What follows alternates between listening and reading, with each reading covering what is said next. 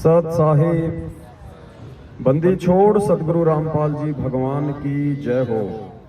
परमपिता परमात्मा सारी सृष्टि के रचनहार, कुल मालिक, असंख्य ब्रह्मांडों के स्वामी, तीनों लोकों में प्रवेश करके सबका भरण पोषण करने वाले एकमात्र जगत गुरु संत श्रोमणी सतगुरु रामपाल जी परमेश्वर जी के चरण कमल में आज दिनांक 17 मार्च 2022 किशनगढ़ साध संगति में दूर दराज से आए हुए हम सभी भाई बहनों की तरफ से परमेश्वर जी के चरण कमलों में कोटि कोटि दंडवत प्रणाम। परमपिता परमेश्वर जी के आशीर्वाद से, उनकी सत प्रेरणा से 3 दिवसीय साध संगति का आयोजन राजस्थान के इस अजमेर जिले के किशनगढ़ में रामनेर की ढाणी के पास भगत रामदेव दास फौजी जी के खेत पे रखा जाना था। सारी तैयारियां हो चुकी थी। गुरुदेव के आशीर्वाद से भगत भाई बहनों के लिए नाश्ते की भी तैयारियां की जा चुकी थी। जो भी जरूरत का सामान था परमात्मा ने इकट्ठा अपने बच्चों को निमित्त बना के करवा दिया था। लेकिन पुण्यात्माओं, हम काल के लोक में हैं और इस काल के जाल को, इसकी चाल को इस पूरी पृथ्वी पे 8.5 अरब की जनसंख्या में से यदि कोई समझ सकता है, या यूं कह लीजिए कि परमपिता परमेश्वर जी ने यदि किसी को सद्बुद्धि बख्शी है तो वो केवल चंद सत्सेवक भाई बहन हैं, जो आज अपने परमेश्वर के संकेतों को, उनके इशारों को समझ के काल के जाल को समझते हुए अपनी भक्ति और मर्यादाओं को बचाते हुए आज संघर्षरत हैं। और आज जो स्थिति आप और हमारे सामने है, जिन संघर्षों से वो परमपिता परमेश्वर स्वयं लीलामय तरीके से गुजर रहे हैं और उन्हीं के पद चिन्हों पे चलते हुए आज हम उस संघर्ष से गुजर रहे हैं, ये कोई नई बात नहीं है। हजारों साल पहले वर्तमान समय की भविष्यवाणियां हो चुकी हैं उस परमेश्वर के विषय में और उस परमेश्वर के संपर्क में आने वाले उन हंस आत्माओं के विषय में।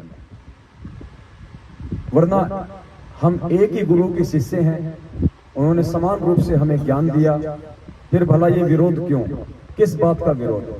आज दुनिया में जितने भी संत और पंथ हैं, भले ही अपने किन्हीं भी कारणों के चलते उनमें 2 ग्रुप हैं, 3 ग्रुप हैं, लेकिन भक्ति भाव को लेकर आपस में कोई विरोध नहीं। दुनिया का ये पहला पंथ है यथार्थ 13वां कबीर पंथ, जो कि सन 1994 से परमपिता परमेश्वर सतगुरु रामपाल जी भगवान ने शुरू किया। आज इस पंथ में ऐसा क्यों? ये सारी बातें जब हमारे समझ में आएंगी तो पता चलेगा कि इस पृथ्वी पे उस काल भगवान और उस परमपिता परमात्मा के बीच ये सूक्ष्म युद्ध है। हमारे भाइयों ने हमारे ही उस कार्यक्रम को रोका। हालांकि एक बहुत बड़ी विडंबना है, लेकिन परमेश्वर के ज्ञान आधार से हम इन चीजों को समझ सकते हैं कि ऐसा क्यों हो रहा है। फिर भी बाकी भाई बहनों को विश्वास दिलाने के लिए कि ऐसा क्यों हुआ है और ऐसा क्यों हो रहा है, हम बाइबल की एक भविष्यवाणी को लेकर चलेंगे। क्योंकि हमारे जो ईसाई भाई हैं उनको भी यथार्थ रूप में इस बात का नहीं पता है कि बाइबल की भविष्यवाणियां वर्तमान समय में किसके लिए हैं।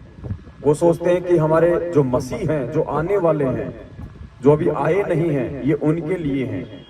लेकिन उन नादानों को नहीं पता है कि वो रियल मसीह, जिसे तुम ईसा मसीह मानते हो और जिसकी उम्मीद में आज तुम रुके हुए हो, वो 8 सितंबर 1951 को गांव धनाना, जिला सोनीपत, हरियाणा में संत रामपाल जी महाराज के रूप में धरती पे प्रकट हो चुका है। और काफी समय से, लगभग 27-28 वर्षों से इस आध्यात्मिक क्षेत्र में अपनी आत्माओं को जगा रहा है। आज आपको बाइबल के एक पास्टर का 8 मिनट का वीडियो है। हालांकि वो ज्यादातर भविष्यवाणियों को लेके ही अपना वीडियो बनाते हैं और बहुत सारे उनके वीडियो इतने सटीक बैठते हैं जो हमें ये विश्वास दिलाएंगे कि आज वर्तमान में सतगुरुदेव जी आप और हमारे को सामने खड़ा करके जो संघर्ष करवा रहे हैं, वो संघर्ष उनके आशीर्वाद बिना संभव नहीं है। ये भविष्यवाणियों के अकॉर्डिंग हो रहा है। आप और हम कोई अपनी मर्जी से नहीं कर रहे ये सब कुछ। ये साध संगति उस परमपिता परमेश्वर के मिशन का एक मुख्य हिस्सा है। ये साध संगतियां 4 युगों में नहीं होती हैं, क्योंकि 4 युगों में परमात्मा ने जीव आत्माओं को इतनी बहुसंख्या में पार नहीं करना होता है। वो मोक्ष का समय नहीं होता है। केवल कलयुग की पिछली पीढ़ी में ही परमात्मा अपने सत्संगों के साथ साथ साध संगतियों की दया बख्शते हैं। गोरखनाथ के समय 650 साल पहले जब परमेश्वर ने ज्ञान गोष्ठी की थी, उस समय परमेश्वर ने अपनी एक वाणी में कहा था कि गुरु का वचन साध की संगत अजर अमर घर पावे, कहे कबीर सुनो रे गोरख हम सबको तत्व लखावे।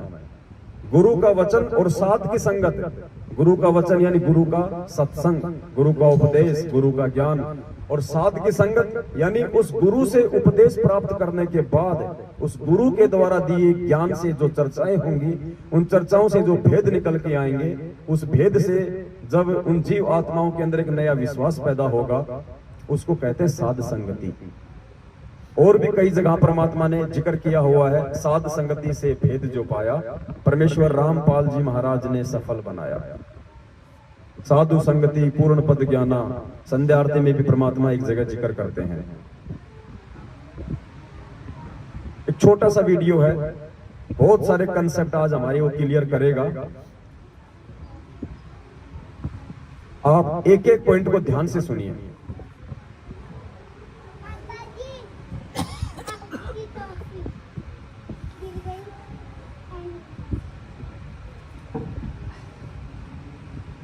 से ऐसा पता चलता है कि यीशु मसीह के आगमन के पहले बात हो रही है इस पास्टर भाई के द्वारा कि ईसा मसीह के आगमन से पहले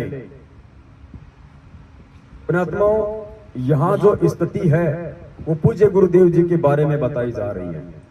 क्योंकि असली मसीह का मतलब होता है मालिक, रब, गॉड, सबका भगवान, उसको कहते हैं मसीह। और ईसा उनका नाम था, लेकिन हकीकत से ये लोग अपरिचित हैं, सृष्टि रचना से ये लोग अपरिचित हैं, इसलिए ये केवल एक तुक्का सा मारते हैं कि हमारे जो ईसा मसीह जी थे वो वापस आने वाले हैं।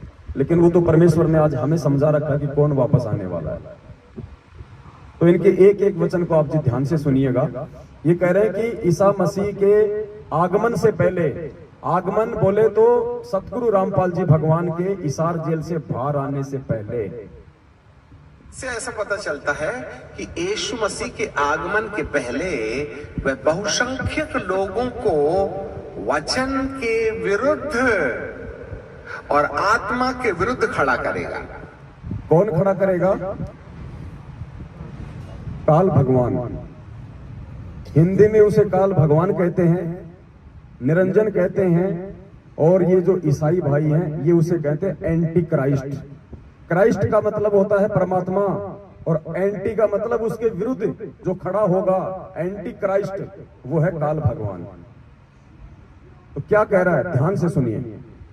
से ऐसा पता चलता है कि यीशु मसीह के आगमन के पहले वह बहुसंख्यक लोगों को वचन के विरुद्ध और आत्मा के विरुद्ध खड़ा करेगा।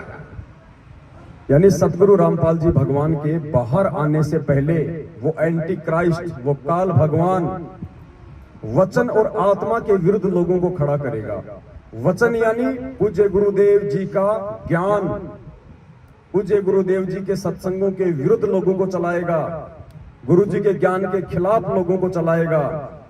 और आत्मा यानी वो परमात्मा जिन बच्चों को निमित्त बनाएंगे समाज में संदेश देने के लिए साध संगतियों के माध्यम से, तो वो काल भगवान क्या करेगा? एक तो परमात्मा के वचन के विरुद्ध लोगों को खड़ा करेगा, और दूसरा उस परमेश्वर के वचन पे जो सत्सेवक चल रहे होंगे, उनको आत्मा कहा है, उन आत्माओं के खिलाफ लोगों को भड़काएंगे, लोगों को खड़ा करेंगे।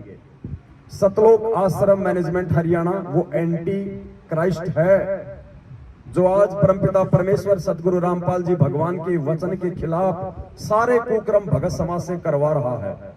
और जब हम आत्माएं उनका विरोध करते हैं तो बाकी संगत को वो हमारे विरुद्ध खड़ा करता है।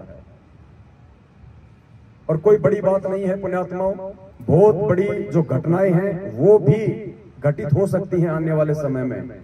आप ये सामान्य प्रक्रिया मान के ना चलें कि हम 20 भगत इकट्ठे हो गए यहां हम आ लिए, नहीं, ये इस पृथ्वी पे सबसे बड़ा आध्यात्मिक युद्ध चल रहा है जिसकी हम कल्पना भी नहीं कर सकते। परमात्मा ने हमारी बुद्धि ऑफ कर रखी है, इसलिए हम ज्यादा सीरियस नहीं ले रहे। लेकिन आने वाले समय में जो परमेश्वर की आत्माएं होंगी, आप और हमारे शरीर छोड़ने के बाद, वो आत्मा जब इन घटनाओं पे विचार करेंगी तो उनकी आंखें फटी की फटी रह जाया करेंगी।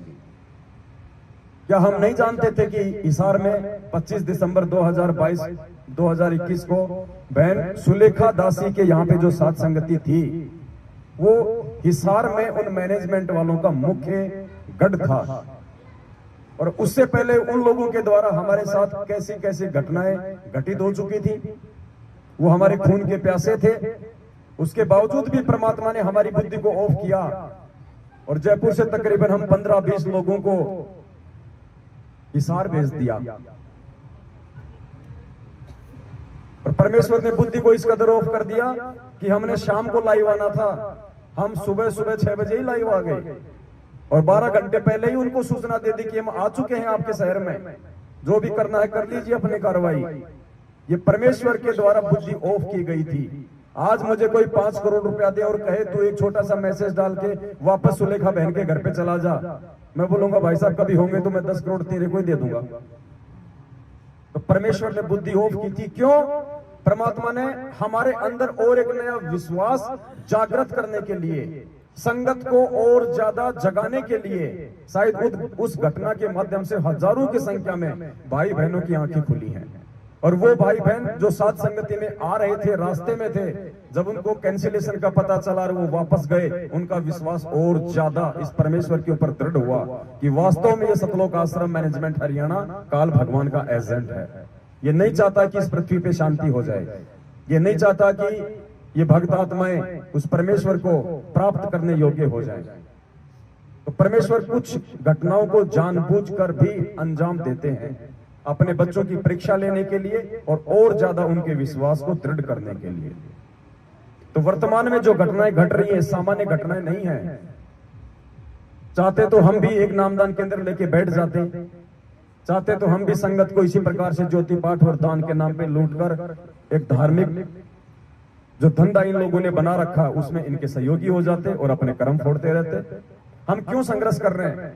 हम क्यों इनके जैसे नहीं हो सकते? हम क्यों इनके साथ गाली गलौज नहीं करते जैसा ये करते हैं? हम क्यों इनके साथ मारपीट नहीं करते जैसा ये लोग करते हैं? इनके जैसे हमारे आचार विचार और व्यवहार क्यों नहीं है? सतगुरुदेव जी के प्रति हमारी जो सोच है, जो समर्पण है, जो भाव है, वो उनके जैसे क्यों नहीं है? क्योंकि परमेश्वर ने आप और हमारे को चुन लिया है। गोता मारो स्वर्ग में जा बैठूं पाताल, गरीब दास ढूंढता फिरूं अपने हीरे मोती लाल। अगर परमेश्वर ने सभी को पार करना होता, सभी के लिए परमात्मा यहाँ आते, तो ये वाणी ना कहते कि मैं खाली हीरे मोती लाल के लिए आता हूँ, कंकड़ पत्थर के लिए परमात्मा नहीं आता। तो परमेश्वर की शरण में आने के बाद भी इन लोगों का आचरण बता रहा है कि ये अभी भी कंकड़ और पत्थर की श्रेणी में है। तो आज ये छोटा सा वीडियो हमें बहुत कुछ समझाएगा। तो इस वीडियो में कहा गया है कि उसके आने से पहले, उस परमेश्वर के, उस मसीह के आगमन से पहले, जेल से बाहर आने से पहले क्या क्या घटनाएं घटित होंगी। आज आपको ये वीडियो ध्यान से सुनने की आवश्यकता है और उतना ही जागरूक भी रहने की। से ऐसा पता चलता है कि यीशु मसीह के आगमन के पहले वह बहुसंख्यक लोगों को वचन के विरुद्ध और आत्मा के विरुद्ध खड़ा करेगा।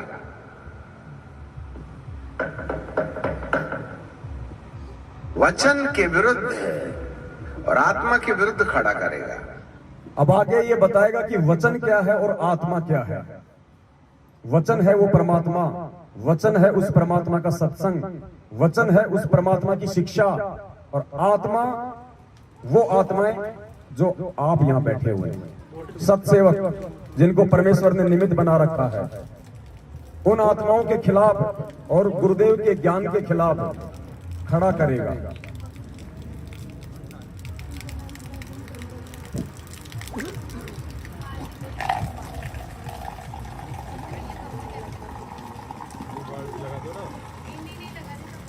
बहुत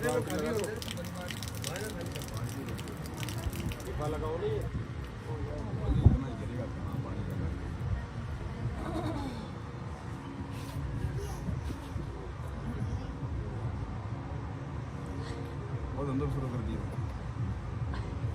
हैं?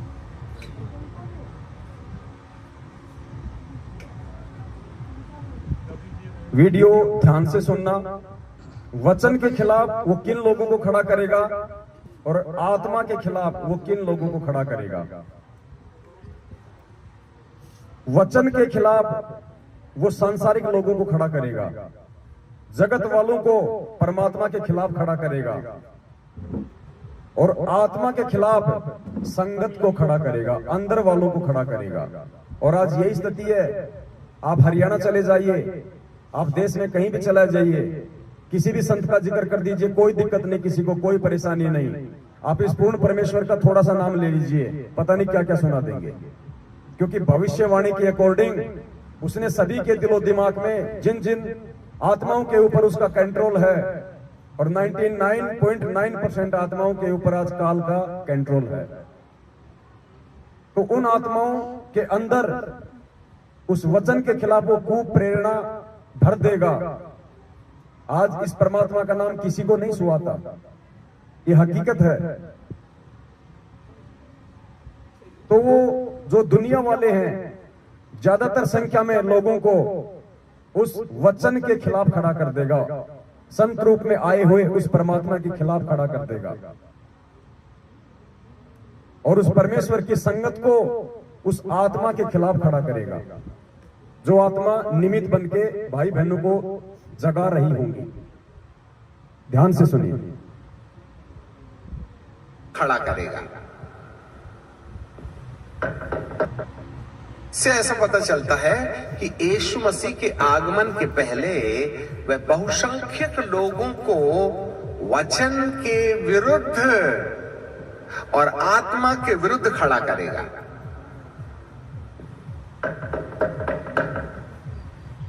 वचन के विरुद्ध और आत्मा के विरुद्ध खड़ा करेगा। वचन के विरुद्ध अन्य जाति लोग खड़े हो जाएंगे और आत्मा के विरुद्ध अंदर के लोग खड़े हो जाएंगे। लिसन मी केयरफुली, क्योंकि बाहर वालों को पवित्र आत्मा के मामले में कोई आइडिया नहीं है। बाहर वालों को पवित्र आत्मा के मामले में कोई आइडिया नहीं, यानी जो जगत वाले हैं उनको सात संगतियों से कोई लेना देना नहीं, उनको सत्सेवकों के विषय में कोई जानकारी, कोई लेना देना नहीं। सत्सेवक और सात संगतियों के विषय में यदि किसी को जानकारी है तो संगत को है, तो वो संगत वालों को खड़ा करेगा सात संगतियों के विरुद्ध। जैसे 700 भक्तों को गुमराह करके अजमेर के एसपी को परसों ज्ञापन देने के लिए उसने खड़ा कर दिया, हिसार में खड़ा कर दिया, मध्य प्रदेश में खड़ा कर दिया 500 लोगों को सात संगति रुकवाने के लिए, क्योंकि संगत वालों को जानकारी है कि वो पवित्र आत्माएं कौन है, ये सात संगतियां क्या हैं, ये सत्सेवक क्या है, जगत वालों को नहीं पता है। इसलिए उस पवित्र आत्मा यानी उन सत्सेवकों के खिलाफ वो अंदर वालों को खड़ा करेगा, संगत वालों को, और परमात्मा के खिलाफ बाहर वालों को। वचन के विरुद्ध अन्य जाति लोग खड़े हो जाएंगे और आत्मा के विरुद्ध अंदर के लोग खड़े हो जाएंगे। लिसन मी केयरफुली, क्योंकि बाहर वालों को पवित्र आत्मा के मामले में कोई आइडिया नहीं है।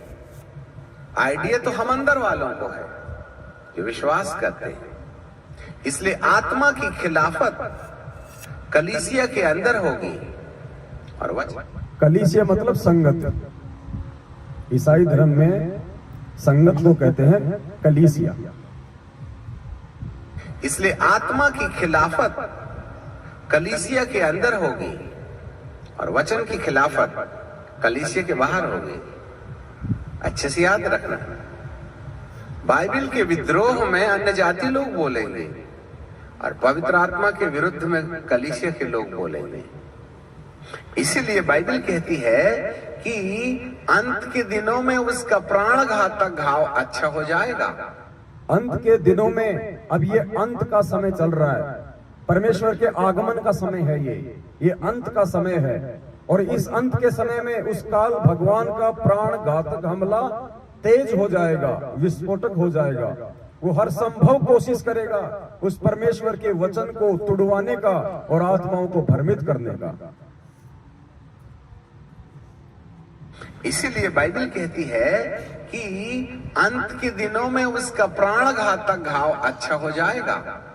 इससे ऐसे पता चलता है कि पवित्र आत्मा के द्वारा आने वाले बदलाव के विरुद्ध कलीसियाओं के अंदर में बाइबल ज्ञानी विश्वासी कहीं ना कहीं किसी गैर आत्मा के कब्जे में जाकर पवित्र आत्मा का विद्रोह करने लगेंगे। संगत के अंदर जो भाई बहन होंगे वो किसी गैर आत्मा के कब्जे में जाकर और उस पवित्र आत्माओं का विरोध शुरू कर देंगे। कौन सी पवित्र आत्माएं? जो उस परमेश्वर के वचन आधार से संगत में बदलाव कर रही होंगी। बदलाव क्या हो रहा है? परमेश्वर की आरतियां। परमात्मा ने दया करके हमसे जो यथार्थ विधि से जो आरतियां शुरू करवाई हैं कि हम आज से पहले आरती सुन रहे थे या हम आरतियां कर रहे थे। परमेश्वर को भोग लगाना, गुरुदेव को भगवान बताना, दाढ़ी मूछ वाली फोटो को खाली काल्पनिक बताना, ये बदलाव है कलीसिया के अंदर, संगत के अंदर। तो ये कह रहा है कि संगत के अंदर जो बदलाव उस पवित्र आत्मा के द्वारा, उन सत्सेवकों के द्वारा जो शुरू किए जाएंगे, वो संगत को उनके विरुद्ध खड़ा कर देगा। ध्यान से सुनिए। कलीसियाओं के अंदर के द्वारा कि अंत के दिनों में उसका प्राण घातक घाव अच्छा हो जाएगा। इससे ऐसे पता चलता है कि पवित्र आत्मा के द्वारा आने वाले बदलाव के विरुद्ध कलीसियाओं के अंदर में बाइबल ज्ञानी विश्वासी कहीं ना कहीं किसी गैर आत्मा के कब्जे में जाकर पवित्र आत्मा का विद्रोह करने लगेंगे। ये कोऑर्डिनेटर, ये नामदान संचालक, गुरुदेव का छोटा कलयुगी भाई महेंद्र, गुरुदेव के बेटा बेटी, भाई बंधु, रिश्तेदार, जवाई, ये सब गैर आत्माएं हैं। ये काल के कब्जे में, एंटी क्राइस्ट के कब्जे में, और संगत इनके कंट्रोल में आके उस बदलाव को स्वीकार नहीं करेंगी। और जो बदलाव परमात्मा हमसे करवा रहे हैं इस भक्ति मार्ग में, उनके विरोध में खड़ा हो जाएंगी। कहीं ना कहीं किसी गैर आत्मा के कब्जे में जाकर पवित्र आत्मा का विद्रोह करने लगेंगे, पवित्र आत्मा के फलों का विद्रोह करने लगेंगे, पवित्र आत्मा के कामों को अस्वीकार करने लगेंगे। जो भी बदलाव परमात्मा करवा रहे हैं, अब 7 संगतियों की परमात्मा ने शुरुआत करवाई, तो देखिए सीधे सीधे तौर पे ये लोग भयंकर रूप से हमारे विरोध में आ गए हैं। राजस्थान के डीजी को डायरेक्ट लेटर दिया गया है संगत को गुमराह करके भीड़ दिखा के। राजस्थान के डीजीपी ने अजमेर के एसपी को लेटर भेजा कार्रवाई के लिए। अजमेर के एसपी साहब ने किशनगढ़ के डिप्टी साहब को लेटर भेजा। डिप्टी साहब ने थाने को तलब किया। भगत रामदेव दास जी के पास में फोन आया। हम तीनों भाई डिप्टी ऑफिस गए। कजोड़ जी के पास जयपुर फोन गया। ये सब कुछ इन भविष्यवाणियों के अकॉर्डिंग उस बदलाव को रोकने के लिए, क्योंकि एंटी क्राइस्ट, उस काल भगवान को ये डर है कि कहीं ये आत्मा जाग ना जाए, उस परमेश्वर को पहचान ना लें। इनके अंदर जो प्यार, प्रेम, एक दूसरे के साथ विनम्र अधीनता के साथ जो मिलने जुलने की प्रक्रिया शुरू हो रही है, ये कहीं फल फूल ना जाए, मेरा साम्राज्य खाली ना हो जाए। इस चिंता में उसने उन पवित्र आत्माओं के खिलाफ अपने दूतों को निमित्त बना के संगत को भड़काना शुरू कर दिया, संगत को खड़ा कर दिया उसके विरोध में। ध्यान से सुनिए वीडियो का एक एक शब्द। मैं बाइबल ज्ञानी विश्वासी कहीं ना कहीं किसी गैर आत्मा के कब्जे में जाकर पवित्र आत्मा का विद्रोह करने लगेंगे, पवित्र आत्मा के फलों का विद्रोह करने लगेंगे, पवित्र आत्मा के कामों को अस्वीकार करने लगेंगे।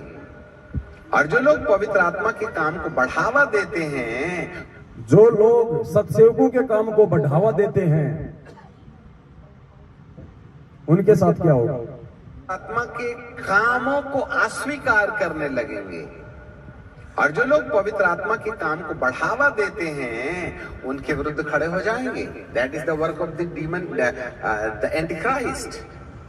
याद रखिएगा।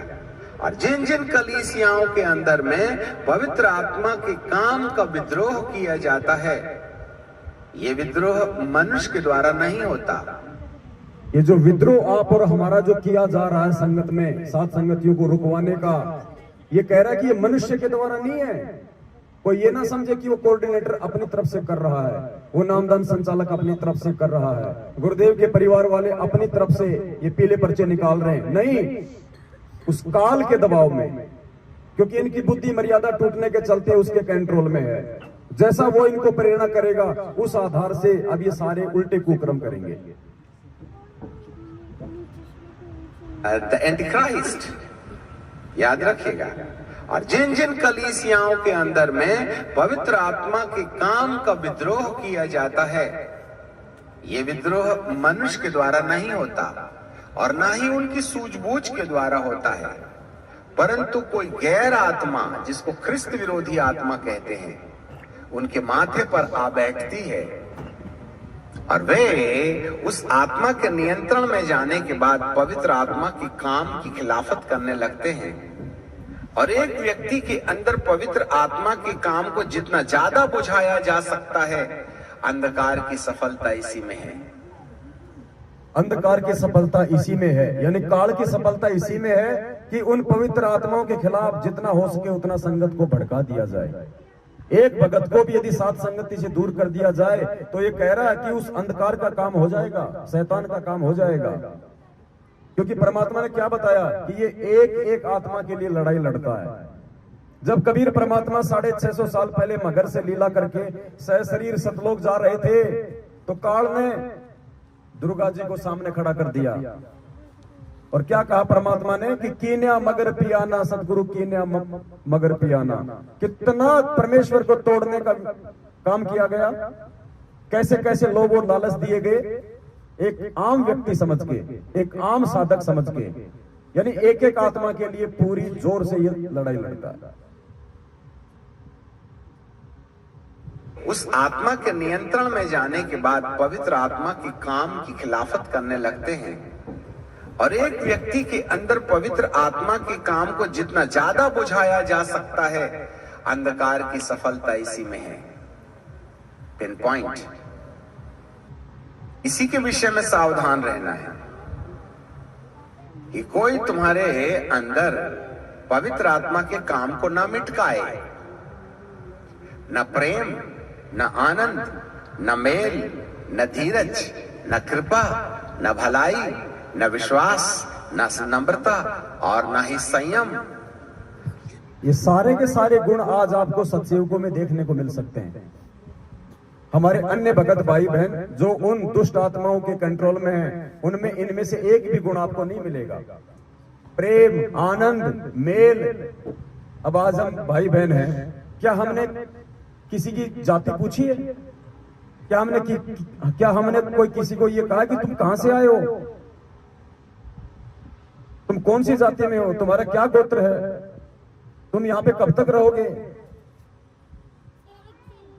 कुछ नहीं पूछते, क्योंकि परमेश्वर ने हमें एक चीज सिखा दी कि जीव हमारी जाति है, मानव धर्म हमारा, हिंदू मुस्लिम सिख ईसाई धर्म नहीं कोई न्यारा। परमेश्वर ने हमारे को प्यार करना सिखाया है, प्रेम करना सिखाया है, एक दूसरे का सहयोग करना सिखाया है। हर संभव कोई भी कोशिश करके इस परमेश्वर के मिशन को आगे बढ़ाया जाए, ये सिखाया है। हमारी तरफ से किसी भी की आत्मा को जरा सी भी ठेस ना लगे, ये परमात्मा ने सिखाया है। तो जो 9 ये गुण हैं, ये केवल आपको सत्सेवकों में देखने को मिलेंगे, साध संगतियों में मिलेंगे। और ये 9 गुण और आत्माओं के अंदर ना प्रवेश हो, इसके लिए वो एंटी क्राइस्ट इस सतलोक आश्रम मैनेजमेंट हरियाणा के माथे पे बैठ के और सारे उल्टे कर्म करवा रहा है, साध संगतियां रुकवा रहा है, ताकि परमेश्वर का मार्ग आगे ना बढ़े। ये आत्मा आपस में मेल जोल के साथ ना रहें, एक दूसरे से ना मिले, इनका प्यार प्रेम आगे ना बढ़े, परमात्मा में इनका विश्वास ना बढ़े। हमारे अंदर पवित्र आत्मा के काम को ना मिटकाए, न प्रेम, न आनंद, न मेल, न धीरज, न कृपा, न भलाई, न विश्वास, न नम्रता और न ही संयम। ये जो 9 ईश्वरीय अनुभव हैं, पवित्र आत्मा के प्रकाशन से मनुष्य के जीवन में रोशनी पैदा करते हैं और इसी आधार पर आपके शरीर का मुर्दों में से जी उठना तय किया जाता है। शरीर में से मुर्दों का उठना तय किया जाता है। अंदर से परमेश्वर साध संगतियों से हमारी आत्मा को चार्ज कर रहे हैं, रिचार्ज कर रहे हैं, ताकि हम इस काल लोक की झूठी भावनाओं से हटके अपने परमेश्वर में ध्यान लगाएं, सतलोक में हमारी आसक्ति हो, हमारी रुचि हो, और वो ये नहीं चाहता है। पवित्र आत्मा के प्रकाशन से मनुष्य के जीवन में रोशनी पैदा करते हैं और इसी आधार पर आपके शरीर का मुर्दों में से जी उठना तय किया जाता है। जितने प्रतिशत में ये 9 अनुभव होंगे, आपके मुर्दों में से जी उठने वाले शरीर को उतना ही तेजोमय कपड़ा मिलेगा। तेजोमय कपड़ा, नूरी शरीर, और वो केवल सतलोक में है, क्योंकि बाइबल की भविष्यवाणियां हैं। और हम सबको पता है, ईसा मसीह के सूली पे लटकाए जाने के बाद, क्राइस्ट पे लटकाए जाने के बाद 4 दिन बाद जो जिंदा हुआ था, और 40 दिन तक ईसा मसीह के रूप में जिसने हजारों चमत्कार किए थे, भगत समाज के अंदर एक विश्वास पैदा किया था भक्ति और भगवान के ऊपर, वो ईसा मसीह जी नहीं थे, वो कबीर परमात्मा था। इसलिए बाइबल की भविष्यवाणियां उस परमेश्वर के लिए हैं। और उसी समय परमात्मा ने भविष्यवाणियां की थी कि आगामी समय में मेरा आगमन किस प्रकार से होगा। जितने प्रतिशत में ये 9 अनुभव होंगे, आपके मुर्दों में से जी उठने वाले शरीर को उतना ही तेजोमय कपड़ा मिलेगा और कलीसिया जितनी तेजस्वी होगी, शैतान का उतना ही जरा जोर से ड्रम बजेगा।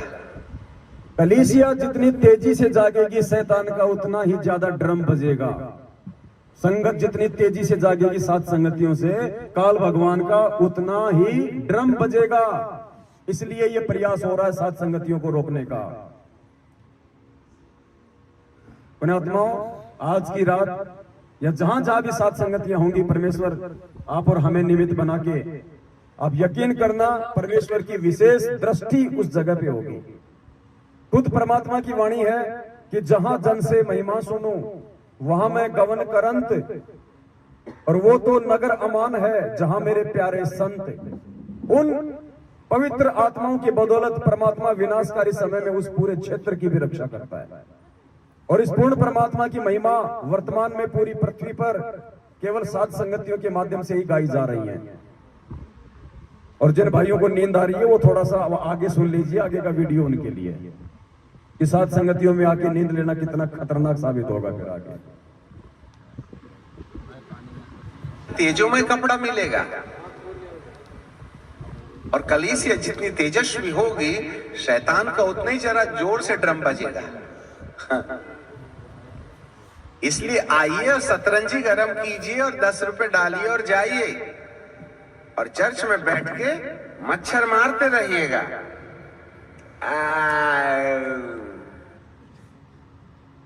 ये भविष्यवाणियां हैं और भविष्यवाणियां कोड वर्ड में होती हैं। और परमात्मा कहते हैं, कहे कबीर कृपया कर जन पर जो की त्यों समझाई, सब सुमरे अपने अनुमाना तो गति समझना। इसलिए आइए 10 रुपए डालिए जो ये भाषा बोल रहा है, ये भाषा कहां बोल रहा है? ये नकली आश्रम जो खोल दिए गए हैं, मुंडका, भिवाड़ी, सिंहपुरा, जहां जहां भी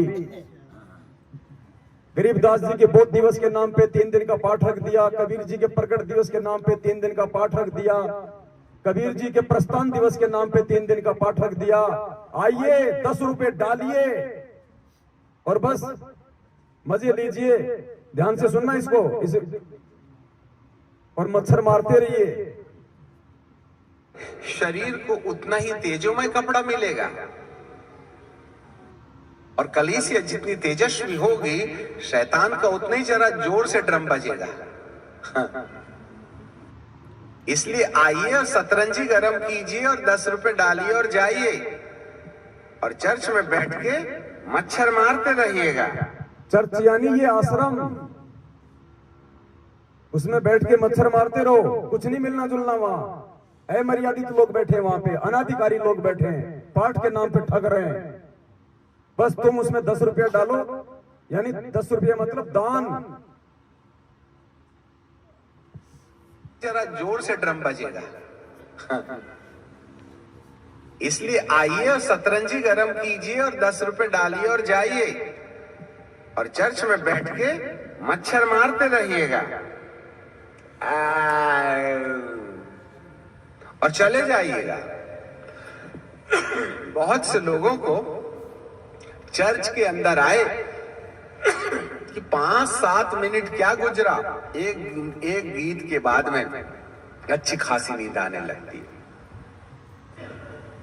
घर में तो 4 बच्चे हैं, नींद कहां से आएगी? 4 इकट्ठा चिल्लाएंगे तो। यहां तो एक ही बच्चा चिल्लाता है। इसलिए चर्च में नींद आने की सबसे अच्छी सुविधा है। इसलिए सात संगतियों में नींद आती भाई, क्योंकि यहाँ पे परमात्मा की चर्चा है। और नींद उसी आत्मा को आएगी जिसके ऊपर काल का प्रभाव ज्यादा है, विकारों का प्रभाव ज्यादा है। वरना सात संगति में तो नींद उड़ जानी चाहिए। और यहाँ भी अगर किसी को नींद आती है तो सोच लीजिए कितनी कमजोरी में है।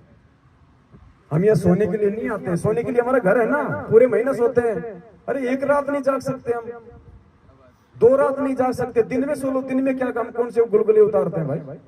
नहाओ धो खाओ, मालिक को भोग लगाओ और सो। लेकिन नहीं, वो रात को सुलाएगा, क्योंकि चर्चा रात को होगी, दृढ़ता रात को आनी है, विश्वास रात को पैदा होना है। तो 4 बच्चे हैं, क्या गुजरा, एक गीत के बाद में अच्छी खासी नींद आने लगती है। घर में तो 4 बच्चे हैं, नींद कहां से आएगी? 4 इकट्ठा चिल्लाएंगे तो। यहां तो एक ही बच्चा चिल्लाता है।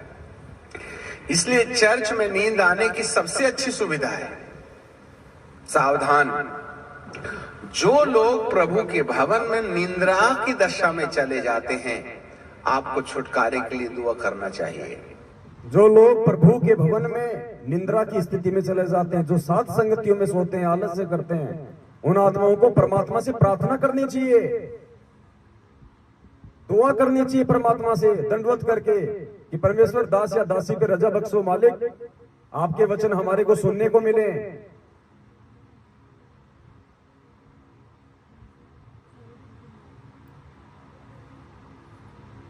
चर्च में नींद आने की सबसे अच्छी सुविधा है।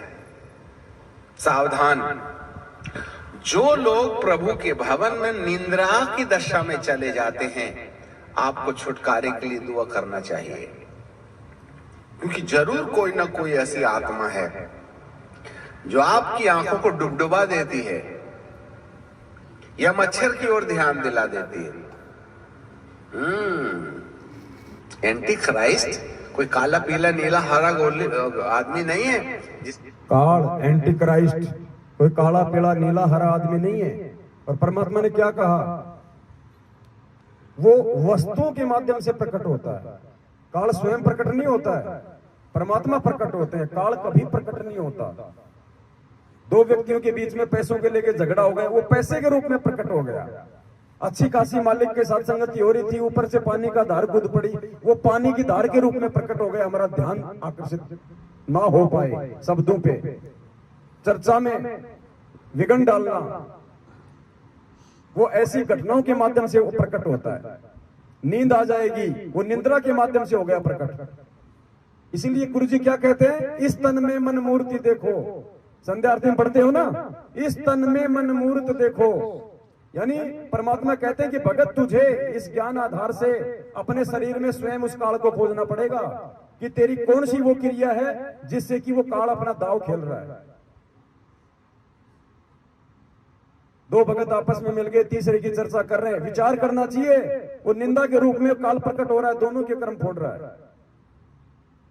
सत्संग सुनते समय नींद आ रही है, मंत्र करते समय नींद आ रहे हैं, वो काल प्रकट हो रहा है आलस्य के रूप में। इस तन में मन मूर्त देखो, क्योंकि शरीर में है ना काल का वास, परमात्मा का भी इसी में वास है। कौन सा हमारा वो कर्म है जो परमेश्वर कर रहा है, कौन से कुकर्म की प्रेरणा काल कर रहा है, तो ये हमने स्वयं जांचना पड़ेगा। इतना आगे हमने ज्ञान को आधार बना के बढ़ना पड़ेगा, अवलोकन करना पड़ेगा, हमने ऑब्जर्वेशन करना पड़ेगा ज्ञान आधार से। जो आपकी आंखों को डुबडुबा देती है या मच्छर की ओर ध्यान दिला देती है। एंटी क्राइस्ट कोई काला पीला नीला हरा आदमी नहीं है जिसके सींग होंगे, बड़े बड़े दांत होंगे, उल्टे पैर होंगे, गाल में बाल होंगे। वरन व्यक्ति वस्तु स्थिति के अंदर में वह हमें पवित्र आत्मा की प्रति बेपरवाह लापरवाह करके आपके जीवन के अंदर में ईश्वरीय आचरण नहीं आना चाहिए, इस प्रयास में वो लगा रहेगा, जिससे कि तुम्हारा पुनरुत्थान ना होवे, जिससे कि तुम्हारा पुनरुत्थान ना होवे। Hallelujah, praise the Lord. यही है ख्रिस्त विरोधी आत्मा। सावधान रहो, धार्मिकता का त्याग हो जाएगा। अर्थात जब लोग वचन के अनुसार चलने से अपने आप को इनकार कर देंगे, जब लोग वचन के अनुसार चलने से अपने आप को इनकार कर देंगे।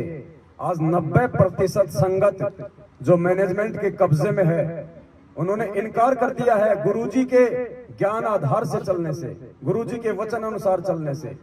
कब कहा परमात्मा ने दोगली राजनीति करो, कब कहा परमात्मा ने आरक्षण के लिए लोगों की लड़ाई में उनका साथ दो, कब कहा परमात्मा ने गैंगस्टरों की सीबीआई जांच का साथ दो, उनकी रैली और धरनों में जाओ, उनको 5-5 लाख रुपए का चंदा दो। कब कहा परमात्मा ने आरक्षण में 16-16 लाख का चंदा दो। कब कहा परमात्मा ने तुम देह दान करो, रक्त दान करो, पिंड प्राण जिन दीने दाना, गरीबदास जाको कुर्बाना। गरीबदास जी कह रहे हैं कि नालायक, तुझे खुद ये पिंड ये प्राण उस परमात्मा ने दान में दिया है, और दान में दी गई वस्तु को दान करने का तेरा कहां अधिकार है। लेकिन वो भटकाएगा, वो भरमाएगा, वो शंका पैदा करेगा, वो तोड़ेगा, उसका यही काम है। सावधान रहो, ये ख्रिस्त विरोधी आत्मा। सावधान रहो, धार्मिकता का त्याग हो जाएगा। अर्थात जब लोग वचन के अनुसार चलने से अपने आप को इनकार कर देंगे, यह वह दबाव होगा जो इस ख्रिस्त विरोधी आत्मा के द्वारा हमारे मन के अंदर डाला जाएगा। इस विषय में सावधान रहना है। जी हाँ, जो उस कृष्ण विरोधी आत्मा के कंट्रोल में हो जाएगा, कह रहा है कि उसमें धार्मिकता का त्याग हो जाएगा।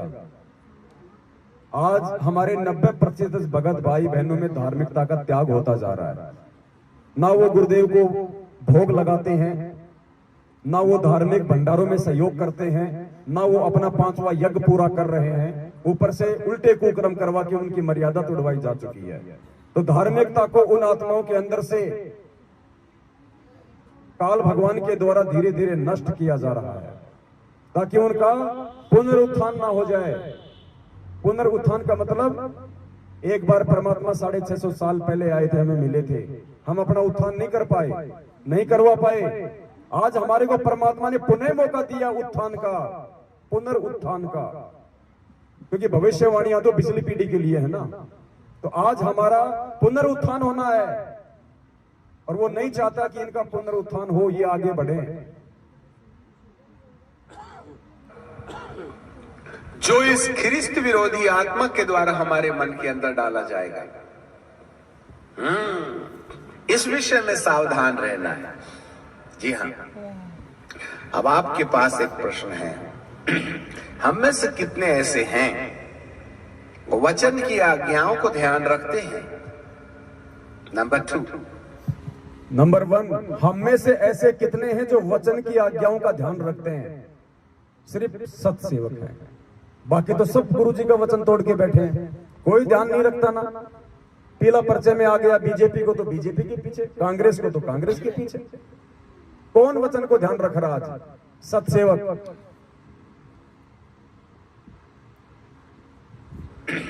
हम में से कितने ऐसे हैं वो वचन की आज्ञाओं को ध्यान रखते हैं?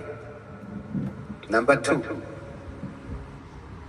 पवित्र आत्मा के संपर्क में बने रहते हैं। नंबर 2, पवित्र आत्मा के संपर्क में बने रहते हैं, यानी सत्सेवकों के संपर्क में बने रहते हैं। यानी ऐसे कितने हैं जो साथ संगतियों से जुड़े हैं?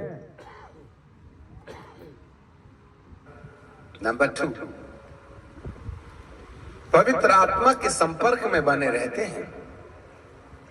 नंबर 3, पवित्र आत्मा को वचन के अनुसार हमारा जीवन बदलने की अनुमति देते हैं। पवित्र आत्मा को वचन के अनुसार हमारा जीवन बदलने की अनुमति देते हैं, यानी वो सत्सेवक जो परमेश्वर के वचन आधार से आत्मिक उत्थान की जानकारी संगत को दे रहे हैं, यथार्थ भक्ति विधि की, धार्मिक यज्ञ की, भंडारों की, उसके अनुसार कितनी आत्माएं हैं जो उनका सहयोग करती हैं, जैसा वो कहते हैं ज्ञान आधार से वैसा उनको फॉलो करती हैं। संपर्क में बने रहते हैं। नंबर 3, पवित्र आत्मा को वचन के अनुसार हमारा जीवन बदलने की अनुमति देते हैं। ये सावधान लोग हैं।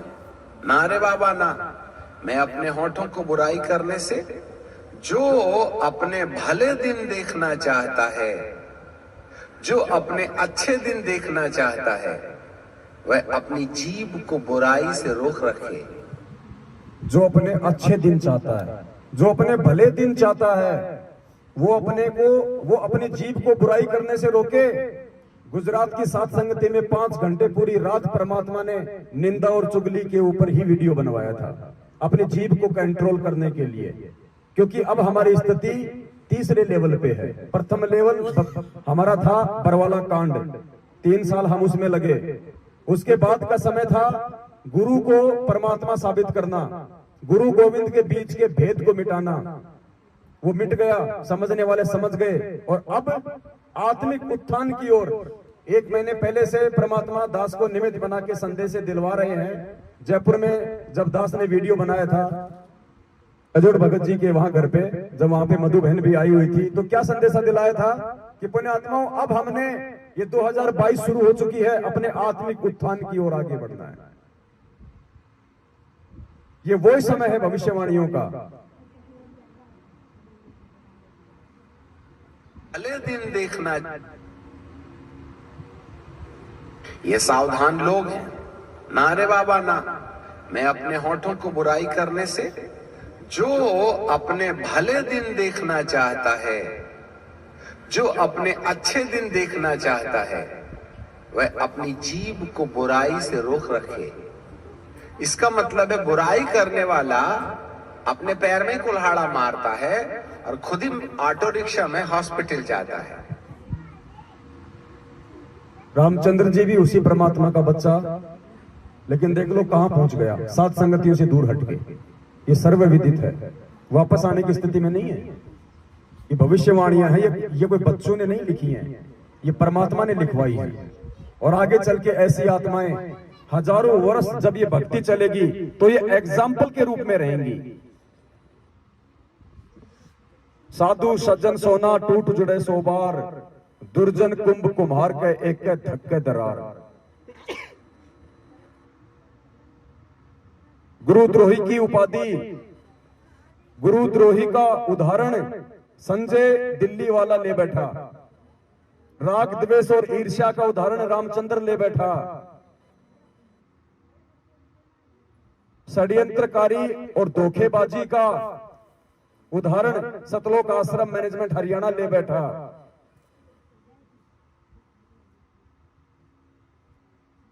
देखना चाहता है, जो अपने अच्छे दिन देखना चाहता है, वह अपनी जीभ को बुराई से रोक रखे। इसका मतलब है बुराई करने वाला अपने पैर में ही कुल्हाड़ा मारता है और खुद ही ऑटो रिक्शा में हॉस्पिटल जाता है। आप खुद ही अपनी टांग काट डालते हैं। बुरा दिन देखना है तो खूब बुराई करो, और भले दिन देखना है तो जीभ को बुराई से रोक रखो। वो क्या करता है, हमारे दिमाग के अंदर में ख्रिस्त विरोधी आत्माएं एक दूसरे की लांछन करने के लिए हमको प्रेरणा देता है। इसकी टीका उसकी बदी, ये लोभ वो लालच, ये झगड़ा वो झांसा, ये बीड़ी वो तमाकू, ये दारू वो झगड़ा। इस प्रकार की टेंडेंसी पैदा करने के पीछे इन तमाम दुरात्माओं का हाथ है। और ये जो दुष्ट आत्माएं हैं, मनुष्य के जीवन के अंदर इस प्रकार का व्यवहार इसलिए उत्पन्न करती हैं कि आपका दूसरे आगमन में पुनरुत्थान रुक जावे। क्यों करते हैं ये लोग ऐसा? क्यों रामचंद्र जी ऐसा कर रहे हैं? क्यों संजय दिल्ली वाला ऐसा कर रहा है? क्यों मैनेजमेंट आज ऐसा कर रहा है? सबसे बड़ा रीजन क्या बताया भविष्यवाणी में? ध्यान से सुनना इस शब्द को। मनुष्य के जीवन के अंदर इस प्रकार का व्यवहार इसलिए उत्पन्न करती हैं कि आपका दूसरे आगमन में पुनरुत्थान रुक जावे। आपका दूसरे आगमन में भी पुनरुत्थान रुक जाए। पहला आगमन परमात्मा का 650 साल पहले, दूसरा आगमन आज। पहले हम उत्थान नहीं कर पाए, आज मौका है पुनरुत्थान का। वो कह रहा है कि उस परमेश्वर का दूसरा जो आगमन है पिछली पीढ़ी में संत रामपाल जी भगवान के रूप में, उस समय भी तुम्हारी आत्मा का उत्थान रुक जाए। इसके लिए आत्मा को तोड़ने के इतने ये प्रयास हो रहे हैं। और ये जो दुष्ट आत्माएं हैं, मनुष्य के जीवन के अंदर इस प्रकार का व्यवहार इसलिए उत्पन्न करती हैं कि आपका दूसरे आगमन में पुनरुत्थान रुक जावे, जिससे कि आप ऊपर जाने के बजाय इसके साथ नीचे जाने के लिए तैयार हो जाएं। अच्छे से याद रखिएगा, ये पाप का पुरुष हमारे तुम्हारे जैसा काला कपड़ा पहन के और ऐसा पूरा पल्लू ढांक लेगा, ऐसा वाला नहीं है। आप और हमारी तरह ये मनुष्य रूप में नहीं है, ये घटनाओं के रूप में है, ये प्रेरणाओं के रूप में है। परमात्मा ने इसीलिए कहा कि इस तन में मन मूर्ति देखो। तुम्हें खुद ही पहचान करनी पड़ेगी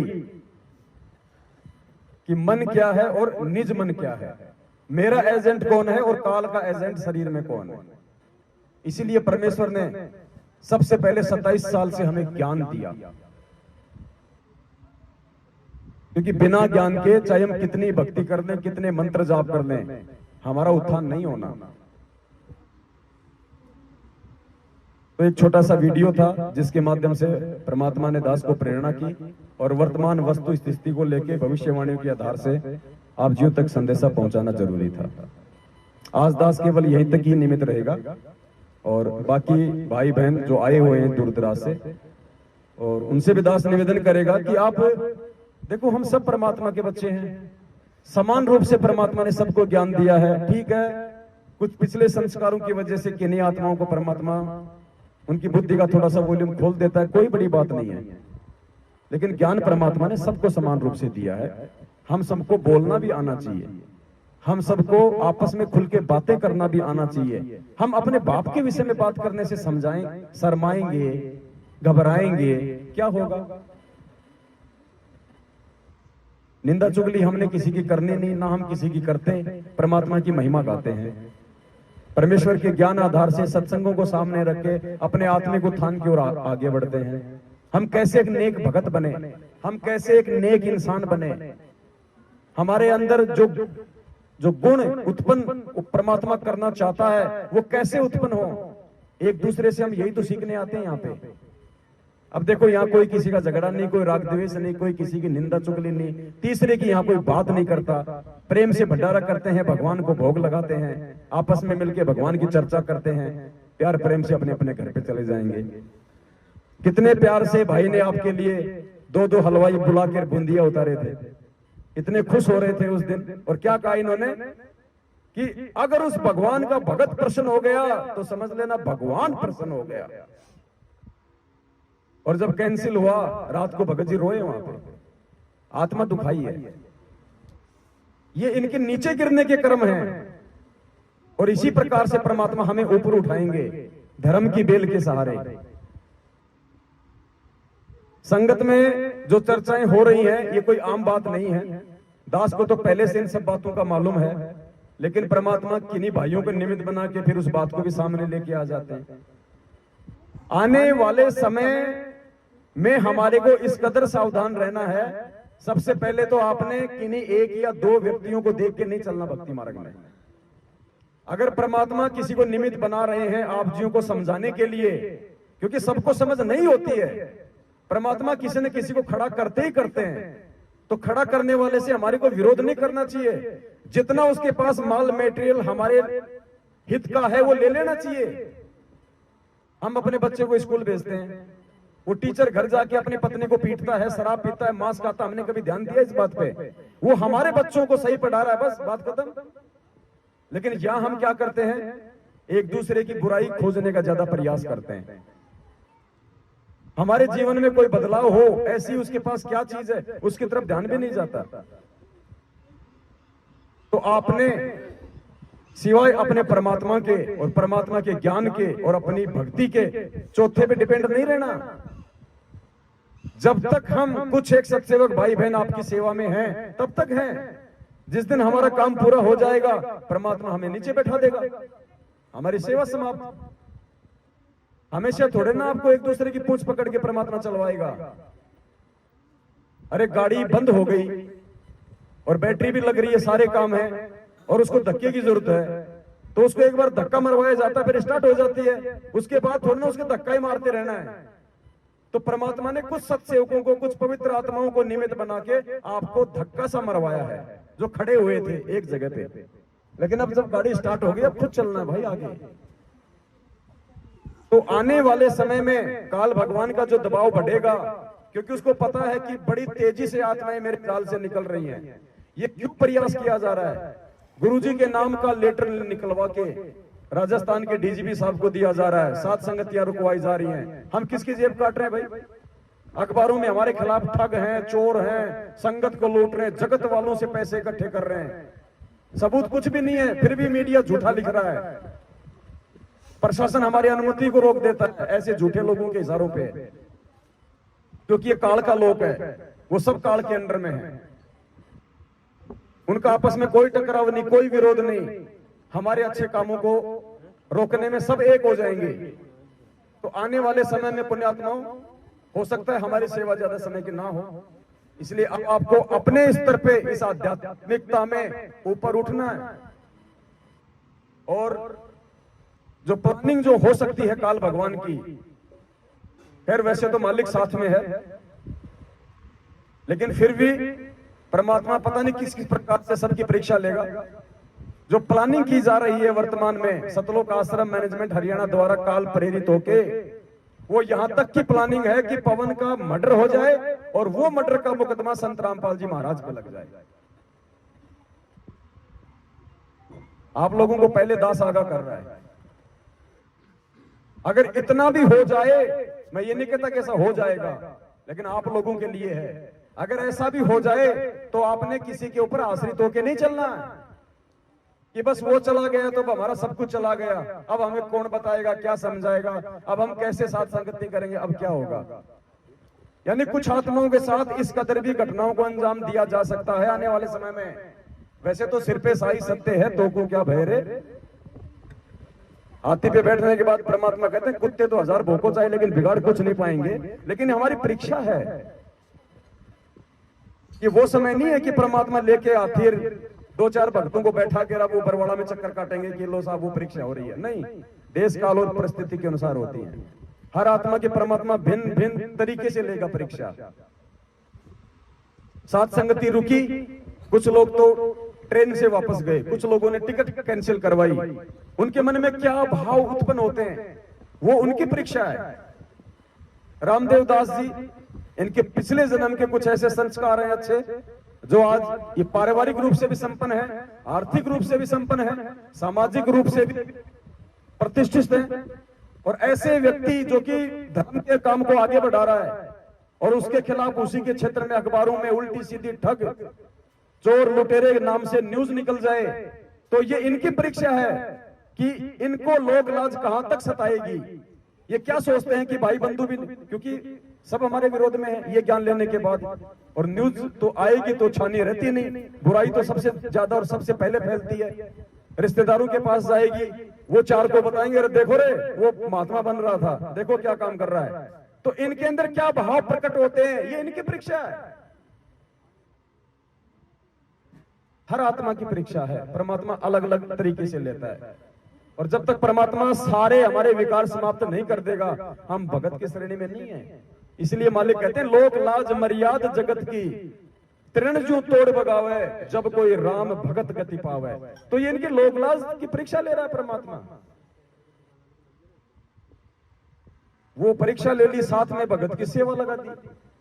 अब बताओ कहां रुक गई साथ संगति। ये तो 12 तारीख से चल रही है और 30 तारीख तक चलेगी, कहां रुक गई साथ संगति बताइए। खाली जगह ही तो चेंज हुई है। तो परमात्मा हमारे साथ में भाई, ये हमारे को विश्वास हो जाना चाहिए, और इससे बढ़ के विश्वास ये हो जाना चाहिए कि धरती पे खुद परमात्मा प्रकट है। वैसे तो कल पूरी रात साथ संगति चली थी, परमात्मा के आशीर्वाद से कुछ बातों का खुलासा हो गया था, फिर भी कुछ नए भाई बहन हैं, थोड़ा सा क्योंकि वीडियो अभी हमने डाले नहीं है, कुछ पाबंदियां हैं, इसकी वजह से साथ संगति समाप्ति के बाद ये सारे वीडियो डाले जाएंगे। तो भाई धरती पे परमात्मा प्रकट है।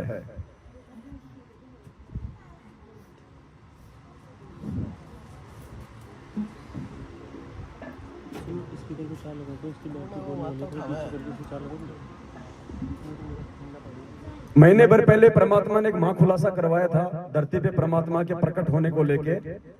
एक जो शब्द था कि भाई अर्धरात्रि बीत गई, सौपन में दिखे घनश्याम, इंद्र दमन एक मंदिर बनवा दे, जगन्नाथ हो जिसका नाम। फिर आगे इसमें छुआछात को लेके परमात्मा ने किया, और फिर क्या कहा, इतनी जल्दी सच साहेब आ रही है ना अभी, तो इसको लगा। तो उस शब्द के माध्यम से परमात्मा ने यह साबित करवाया था कि धरती पे आज वही कब्र परमात्मा संत रामपाल जी भगवान के रूप में प्रकट है।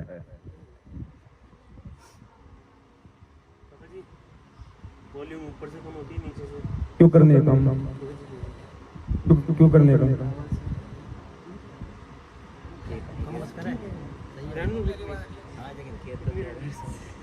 ये तो 2 घंटे से कितनी तो है।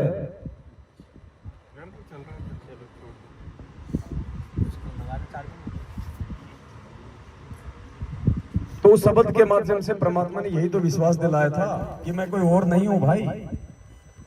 अब उस समय परमात्मा ने वहां पे छुआछात को समाप्त करवाया था, और उस मंदिर में छुआछात को समाप्त करके परमात्मा ने जगन्नाथ के मंदिर के पांडे के साथ, जो कि ब्राह्मण था जाति से, और परमात्मा उस समय धानक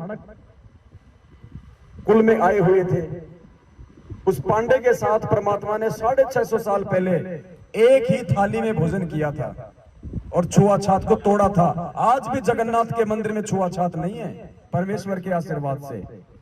तो उस समय पांडे के साथ में एक ही पत्तल में किसने भोजन किया था? कबीर जी ने। और फिर क्या कहा उस शब्द में परमात्मा ने कि एक पत्तल में दोनों जी में, पांडा गुलाम रामपाल। स्पष्ट किया परमात्मा ने कि भाई वो मैं जिम रहा था उसके साथ, अपनी निंद्रा तोड़ दो। गांव धनाना, जिला सोनीपत, हरियाणा का किसान का बेटा मत समझो। लीला तो पता नहीं परमात्मा की क्या क्या करते हैं, और आज से पहले कैसी कैसी लीलाएं की है परमात्मा ने। गुरुदेव ने बताया कि द्रौपदी को आगामी संकट से बचाने के लिए, उससे दान लेने के लिए भगवान ने अंधे की लीला की, कोई पहचान नहीं सका उसको। तो ऐसा ही एक महाप्रमाण आज एक शब्द के माध्यम से आपके सामने रखा जाएगा, क्योंकि परमेश्वर के हर शब्द के अंत में एक महाखुलासा होता है, एक गहरा संकेत छुपा होता है। तो ये शब्द है परमात्मा का, साहिब कबीर आजा आत्मा तोहे पुकारती, तेरे हाथ में चाबी ओ सतगुरु सतलोक दवार की। इसके लास्ट की ये चौपाई है, ध्यान से सुनना इसको।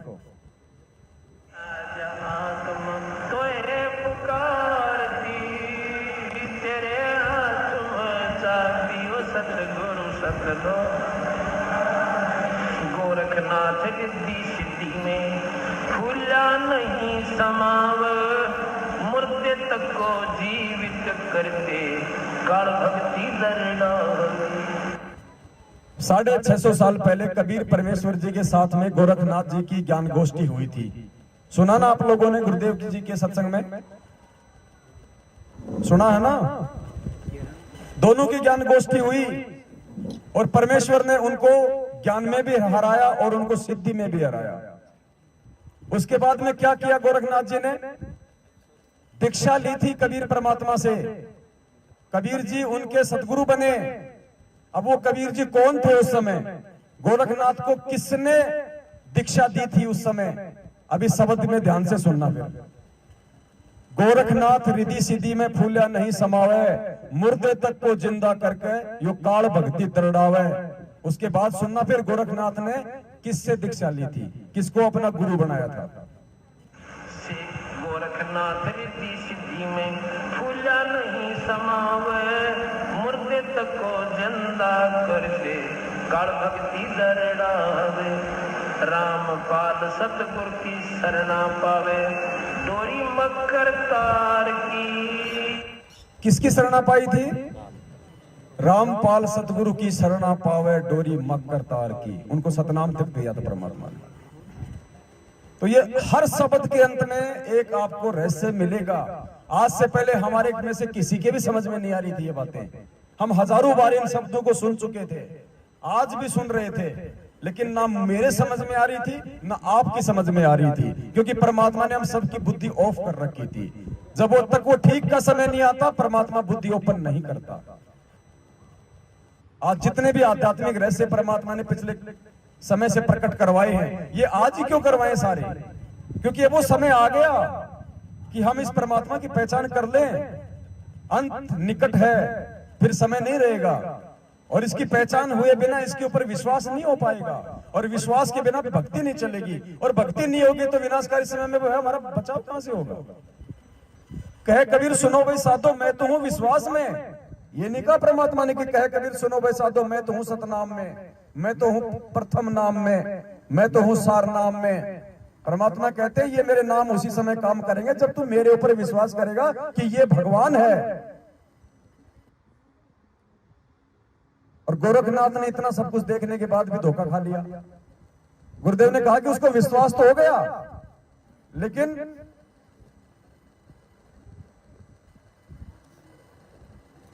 और फिर वो धोखा खा गया।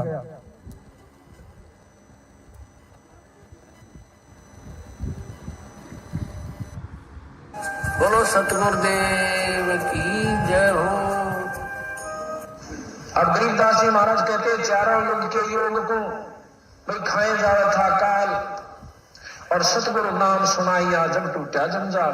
कबीर साहब ने नाम दिया जब उसका झंझट मिटा गोरखनाथ जी का, कि गोरखनाथ जी चारों युग में योगी रहा। अब कुछ दिनों के बाद जब ये समाप्त हो जाएगी आपकी सिद्धि, आप दोबारा इस जन्म मरण के चक्कर में आओगे। अब भी गोरखनाथ जी की जो करनी कर रखी है, उसके मन में विश्वास इतना जरूर होगा कि सत नाम सत रास्ता कबीर साहब का है, लेकिन पूर्ण विश्वास नहीं हो पाया। इसकी वजह से उसको एक गेड़ा फेर देगा कबीर साहब। कहते हैं गोरखनाथ जी जब सतयुग शुरू होगा उसमें 1 लाख वर्ष तक दिल्ली का राज करेंगे और ब्रह्मचारी रहेंगे।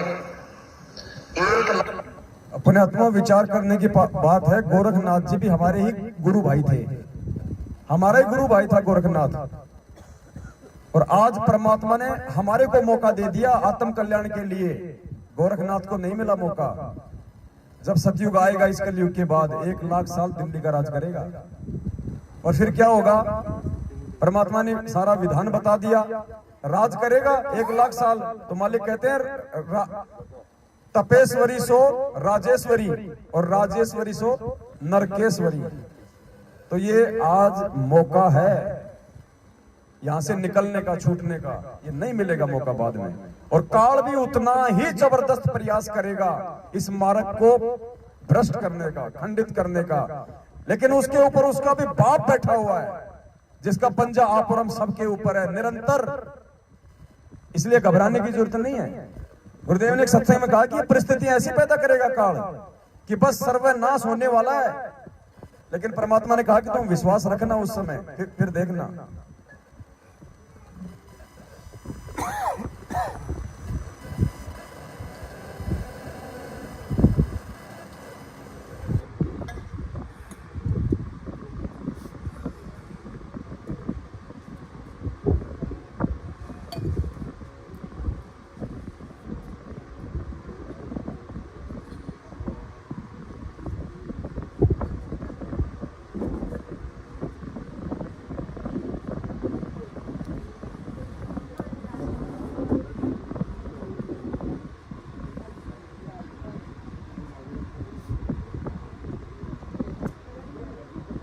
देखो क्या कह रहे हैं परमात्मा, इतना विश्वास करना पड़ेगा गुरुदेव पे।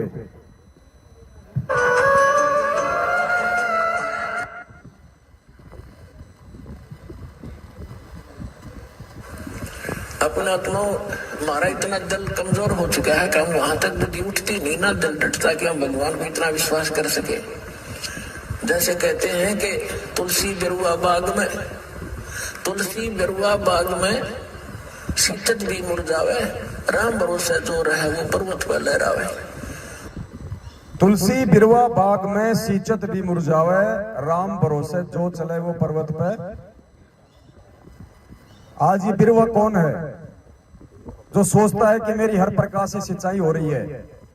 मैं तो मुंडका भी जाता हूं, मैं तो सिंहपुरा भी जाता हूं, मैं तो रोहतक भी जाता हूं, मैं तो नामदान केंद्र पे भी जाता हूं, मैं तो तारीख पे भी चक्कर काटता हूं, मैं तो ज्योति पाठ का पैसा भी करता हूं, मैं तो जैसा ये लोग कहते हैं वो आदेश मानता हूं, पीला पर्चा भी मानता हूं।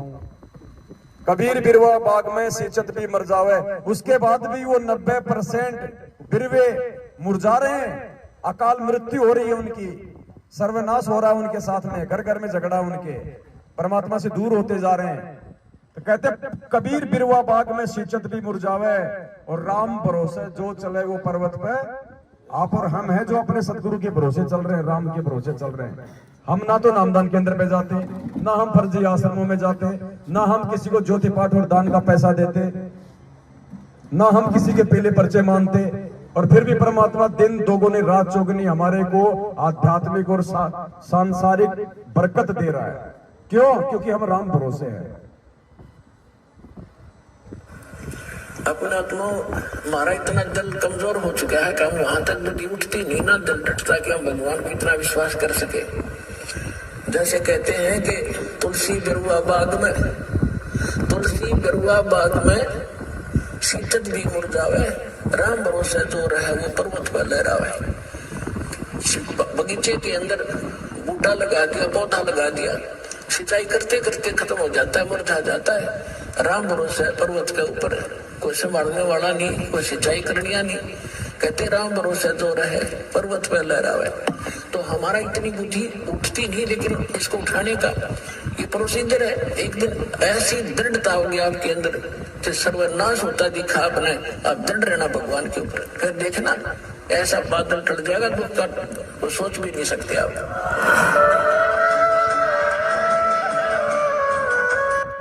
तो बात यहाँ पे आती है दृढ़ता की, और ये दृढ़ता बिना विश्वास के नहीं आ सकती, और ये विश्वास बिना सतगुरुदेव जी के सत्संगों के नहीं आ सकती, और बिना साध संगति के ये सत्संग समझ में नहीं आ सकते। ये परमेश्वर का ज्ञान गीता जी से भी ज्यादा कोड वर्ड में है। अगर इतना आसान होता तो गरीबदास जी का ग्रंथ यही था, 3 साल से हर कोई उसको खोल के बैठ जाता। किसी ने एक वाणी का शरणार्थ भी ढंग से नहीं किया आज तक। तो भाई ये परमात्मा है जो आप और हमें मिला हुआ है। अब इतना ज्ञान देने के बाद, शिक्षित करने के बाद, पिछली पीढ़ी में जन्म देने के बाद, अब ये खुल के छाती फाड़ के नहीं दिखाएगा हनुमान की तरह कि मैं ही हूं। इतनी बुद्धि विवेक हमारे अंदर भी होनी चाहिए। अब